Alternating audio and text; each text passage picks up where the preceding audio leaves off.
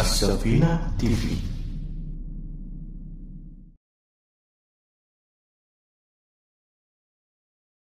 Mengarahkan cita-cita di dalam mencari ilmu agama Allah Subhanahu wa taala untuk mempelajari ilmu Al-Qur'an dan Sunnah.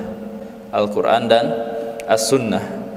Dua hal ini yang disebutkan oleh Rasulullah sallallahu alaihi wasallam dalam hadisnya, taraktu fikum amrayn lan tadillu abada ma amsaktumuhuma atau kama qala. Kata Rasulullah sallallahu alaihi wasallam, ya, ada dua hal yang aku tinggalkan untuk kalian dan kalian tidak akan pernah tersesat selama kalian berpegang teguh dengan keduanya, yaitu Al-Quran dan Sunnah. Al-Quran dan Sunnah. Dua hal ini yang ditinggalkan oleh Rasulullah Sallallahu Alaihi Wasallam yang menjadi panduan hidup kita.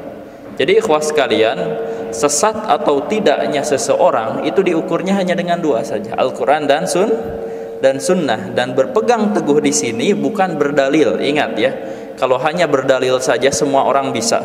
Semua orang tinggal cari Al-Qur'annya apa, Sunnahnya apa, cari ayatnya apa, hadisnya apa, lalu kemudian berdalil untuk membenarkan perkataannya. Ini belum sampai derajat kepada berpegang teguh kepada Al-Qur'an dan Sunnah. Ini hanya berdalil dengan Al-Qur'an dan Sunnah. Sedangkan yang namanya berpegang teguh kepada Al-Quran dan Sunnah ini lebih lanjut dari itu. Lebih lanjut dari itu, yaitu sesuai dengan keinginan Al-Quran dan Sunnah itu sendiri. Ya, makanya Imam Syafi'i rahimahullahu taala berkata, kita memahami Al-Quran sesuai dengan apa yang diinginkan Allah, dan kita memahami As-Sunnah yaitu sesuai juga dengan keinginan Nabi Muhammad SAW. Dan dua hal ini, ikhwas sekalian, dalam segala urusan jadikan dasar, termasuk urusan kehidupan kita di dalam bermasyarakat, bahkan kehidupan dunia kita secara umum. Jadikan dua dasar ini. Bahkan ketika kita bertengkar dan berselisih dalam sesuatu apapun, ya, kembalikan kepada Al-Quran dan Sunnah. Allah Subhanahu wa ta'ala berfirman, wa in tanaza'tum fi syai'in farudduhu ilallahi war rasuli in kuntum tu'minuna billahi, sampai akhir ayat. Allah Subhanahu wa taala berfirman, dan jika kalian berselisih dalam sesuatu ini umum, apapun itu, dalam urusan agama, dalam urusan keduniaan, dalam urusan bisnis, dalam urusan perdagangan, ya, dalam semua urusan Allah Subhanahu wa taala sebutkan, dalam segala sesuatu farudduhu ilallahi war rasul, maka kembalikanlah kepada Allah dan Rasulnya. Kepada Allah yaitu ayat-ayat Al-Quran, Ar-Rasul yaitu Rasulullah Sallallahu Alaihi Wasallam, yaitu di dalam hadis-hadis sahih atau sunnah dari Rasulullah Sallallahu Alaihi Wasallam. Makanya dua hal ini menjadi penting sekali untuk dipelajari. Muallif di sini berkata, wa ma ahsana qawla Iyad al-Yahsubi fi kitabihi al-Ilma'. Alangkah indahnya perkataan Iyad al-Yahsubi dalam kitabnya Al-Ilmu fi aslaini la ya'duhuma illa al-mudillu anit tariqil lahibi. Ilmu berkaitan dengan dua pondasi, yaitu Al-Quran dan Sunnah, tidak akan pernah mungkin dilewati kecuali oleh orang yang menyesatkan dari jalan yang jelas. Ya, orang yang menyesatkan dari jalan yang jelas. Ilmul kitabi wa ilmul atharil lati qad usnidat an tabi'in an sahibi. Kata beliau, yaitu ilmu kitab dan ilmu athar, maksudnya ilmu sunnah, allati yang qad usnidat an tabi'in an ashabi, yang disandarkan kepada para tabi'in dan para sahabat Nabi Muhammad sallallahu alaihi wasallam. Jadi ikhwas sekalian, mohon maaf, kadang ada orang yang mungkin labelnya agama, bisa jadi mungkin ia dipandang sebagai guru agama, tapi ketika dia mengajarkan sesuatu tidak berdasarkan Al-Quran dan Sunnah, bahkan mungkin melewati Al-Quran dan Sunnah. Al-Quran dan Sunnahnya dikepinggirkan dulu, yang penting kita bahas dulu kitab, kita benarkan dan istilahnya percayai sepenuhnya apa yang ada di dalam kitab karangan manusia. Ini tidak bisa seperti ini. Jadi orang yang benar, kata muallif di sini, sesuai dengan bait syair ini, adalah orang yang senantiasa mengedepankan Al-Quran dan Sunnah. Al-Quran dan Sunnah itu dulu yang dipelajari. Ya, kadang ya mungkin antum belum ini. Saya pernah menemukan ada beberapa pesantren tradisional yang mengedepankan hafalan kitab daripada Al-Quran dan Sunnah. Kitabnya dihafal, harus hafal beserta artinya, walaupun dia tidak paham bahasa Arab, pokoknya dia harus hafal terjemahan yang disampaikan oleh gurunya. Gurunya menyampaikan ini terjemahannya ini terjemahannya ini terjemahannya, harus dia hafal dari awal sampai akhir. Sementara Al-Quran mungkin hanya 1 ayat, mungkin hanya 2 ayat, itu pun kalau ingat.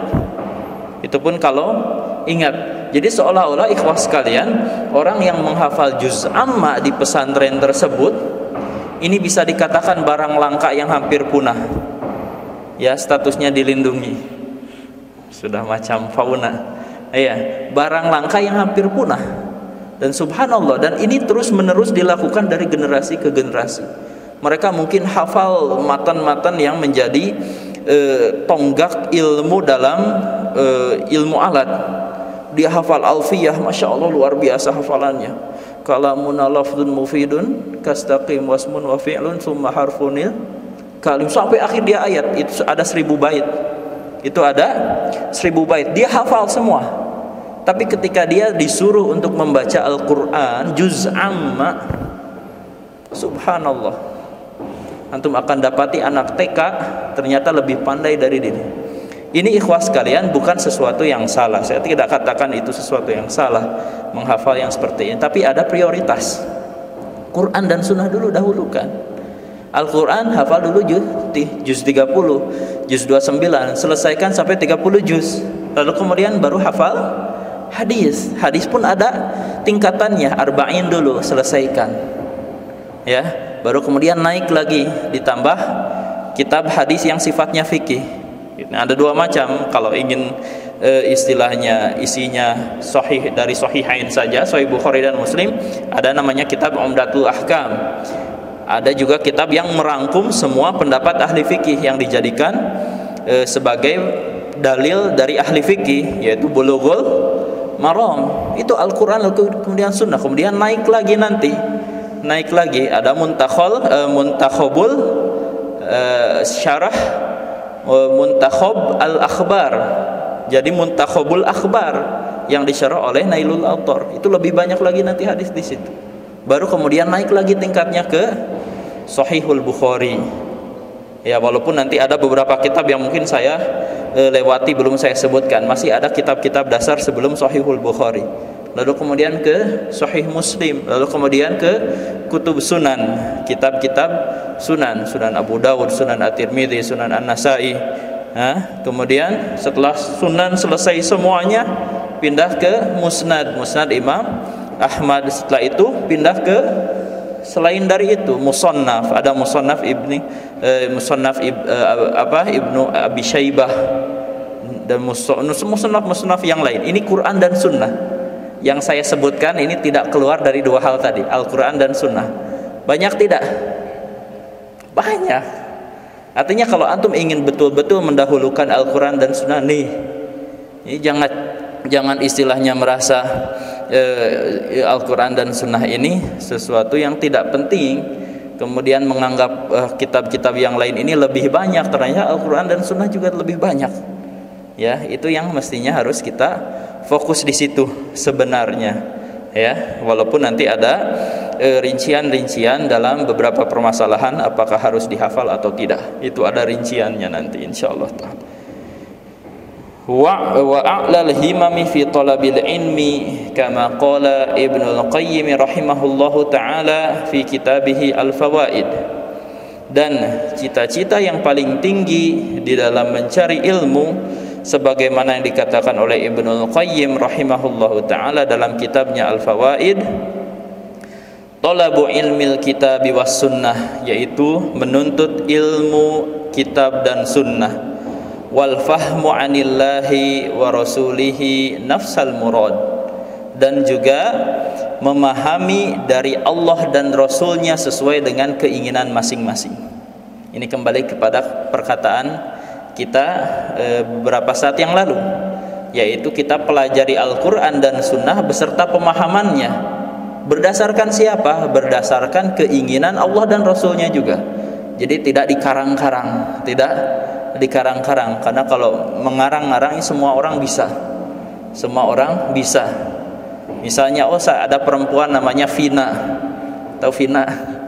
Ya, nama saya juga berasal dari Al-Quran. Ini gampang dikarang-karang. Iya, Allah Subhanahu Wa Taala berfirman, Innalladzina kafaru min ahlil kitabi wal musyrikina fi nari jahannam. Vina, betul? Ada namanya Hastofa, nama orang ini asli, ini Hastofa. Ya, Allah Subhanahu, ini dari Al-Quran juga. Innallaha hastofa Adam. Dikarang-karang bisa, semua orang bisa dipahami ya. Tapi bukan itu. Artinya ketika dia berdalil dengan Al-Quran dan Sunnah saja itu tidak cukup, tapi harus ada tahapannya, apa yang diinginkan oleh Allah dan Rasulnya, bisa dipahami ya. Jadi bukan cocok logi, tapi harus sesuai dengan keinginan Allah dan Rasulnya. Ya. Wal fahmu anillahi wa rasulihi nafsal muradi wa ilmu hududil munazzal, dan ilmu tentang batas-batas di dalam Al-Quran. Maksudnya ilmu hudud di dalam Al-Quran, yaitu fikih jinayat, berkaitan dengan pidana di dalam Islam, di dalam Al-Quran secara khusus. Wa qad kana hadza huwa ilmu salafi alaihim rahmatullah, dan inilah ilmu generasi awal Islam, semoga Allah merahmati mereka. Summa kathural kalamu ba'dahum fima la yanfa', lalu kemudian generasi setelahnya hanya semakin memperbanyak pembicaraan saja dalam urusan yang tidak bermanfaat. Fal ilmu fi salafi aktsaru wal kalamu fi man ba'dahum aktsar. Ilmu di generasi awal Islam lebih banyak, sedangkan pembicaraan di generasi setelahnya itu lebih banyak. Jadi generasi sekarang generasi yang banyak omong seperti saya ini, saya bicara terus begini tapi ilmunya mungkin tidak ada. Betul? Saya sebutkan ayat Al-Qur'annya ini, hadisnya ini, tapi berapa ayat dan hadis yang saya sebutkan dari tadi? Mungkin hanya 1-2, betul? Tapi sisanya apa? Perkataan yang tidak jelas.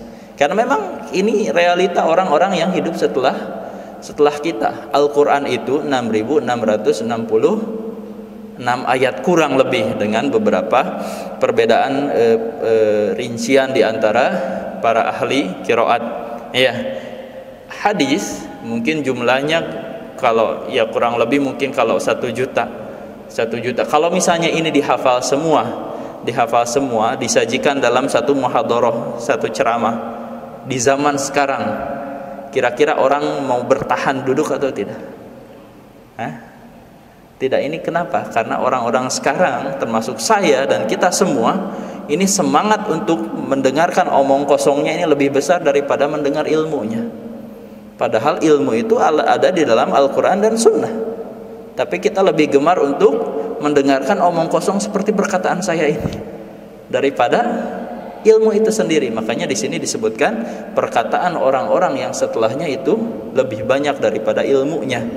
Qala Hammad bin Zaid berkata, qultu li Ayyub as-Sakhtiyani, aku bertanya kepada Ayyub as-Sakhtiyani, al ilmul yauma aktsaru au fi ma taqaddam, ilmu di zaman sekarang ini lebih banyak atau lebih banyak di zaman dulu? Faqala, maka beliau pun menjawab, al kalamul yauma aktsar, pembicaraan pada hari ini lebih banyak, wal ilmu fima taqaddama aktsar, sedangkan ilmu di orang-orang yang terdahulu itu lebih banyak ya. Makanya tidak benar perkataan orang yang berkata ya salaf lebih selamat, sedangkan khalaf, orang-orang yang tinggal belakangan atau istilahnya hidup belakangan, itu a'lamu wa ahkam, lebih tahu dan lebih berhikmah. Karena sesungguhnya ilmu salaf itu justru yang mereka a'lam, aslam, ahkam. Ya, ilmu salaf lah yang justru mereka lebih selamat, lebih tahu dan lebih berhikmah dibandingkan dengan orang-orang yang hidup sekarang. Wallahu taala alam bisawab. Kita akan lanjutkan lagi nanti di pertemuan depan di bab yang baru, ya, di Al-Ma'qid Al-Khamis, bab yang ke-5 berkaitan dengan sulukul jadatil musilati ilaih, yaitu menempuh jalan yang menyampaikan kepadanya, maksudnya kepada ilmu agama Allah Subhanahu wa taala. Bagaimana caranya, ini akan dibahas oleh muallif. Subhanakallahumma bihamdika asyhadu an la ilaha illa anta astaghfiruka wa atubu ilaik. Assalamualaikum warahmatullahi wabarakatuh.